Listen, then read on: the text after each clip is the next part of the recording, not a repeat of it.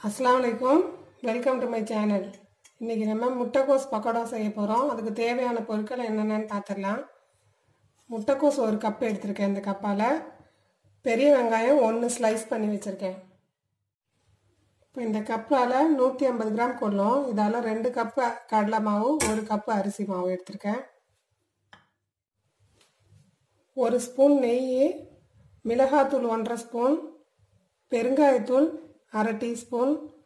இஞ்சி பூண்டு விழுது 1/2 டீஸ்பூன் உப்பு தூள் தேவையான அளவு கலர் பவுடர் கொஞ்சம் எடுத்துர்க்கேன் மல்லித்தலை கொஞ்சம் பொடியா கட் பண்ணி வச்சிருக்கேன் கருவேப்பிலை கொஞ்சம் கட் பண்ணி வச்சிருக்கேன் பச்சை மிளகாய் நான் 1 போட்டுருக்கேன் உங்களுக்கு காரத்துக்கு தகுந்த மாதிரி நீங்க ஆட் பண்ணிக்கலாம் வறுத்தெடுக்க தேவையான அளவு எண்ணெய் இப்படி ஒரு அகலமான பாத்திரம் எடுத்துட்டு அதுல வெங்காயம் முட்டைக்கோஸ் ரெண்டையும் சேர்த்துடலாம் அதுக்கு தேவையான அளவு உப்பு சேர்த்துடலாம் மிளகாய்த்தூள் இஞ்சி பூண்டு விழுது இந்த கலர் பவுடர் சேர்த்துடலாம் பெருங்காயத்தூள் சேர்த்துடலாம் இதை மிக்ஸ் பண்ணி ஒரு 10 நிமிஷம் நம்ம வச்சிருக்கலாம் இதில் உள்ள தண்ணியெல்லாம் கொஞ்சம் நீர்த்த மாதிரி வெளியாகும்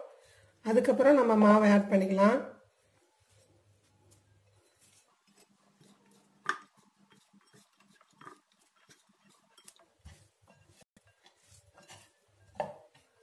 இது மிக்ஸ் பண்ணியாச்சு இதை மூடி வச்சுட்டு ஒரு 10 நிமிஷம் கழிச்சு நம்ம செய்யலாம் 10 நிமிஷம் ஆயிடுச்சு நம்ம கடலை மாவை சேர்த்துட்டு அரிசி மாவையும் சேர்த்துடலாம் எடுத்து வச்ச நெய் சேர்த்துட்டு நல்லா கிளறி விட்டுட்டு அப்புறம் கொஞ்சம் கொஞ்சமாக தண்ணி ஆட் பண்ணி மாவை நல்லா கெட்டியமாக பிணைஞ்சு எடுத்துக்கலாம் கெட்டியமாக இருந்தால் தான் பக்கோடா நல்லா மொறு மொறுன்னு வரும்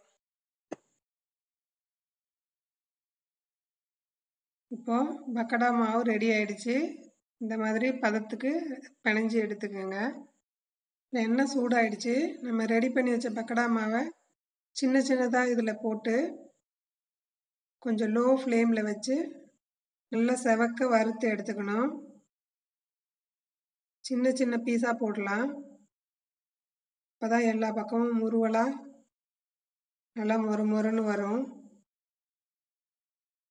கொஞ்ச நேரம் செவக்க விட்டு நம்ம திருப்பி போடலாம் இப்போ ஒரு பக்கம் ப்ரௌன் ஆயிடுச்சு லைட்டாக நம்ம திருப்பி போட்டுட்டு எடுத்துடலாம் இப்போ இதை எடுத்துடலாம் மழை கொட்டிட்டு இருக்கு நம்ம கேபேஜ் பக்கோடாவும் ரெடி ஆயிட்டு இருக்கு அதான் நம்மளோட கேபேஜ் பக்கோடா ரெடி ஆயிடுச்சு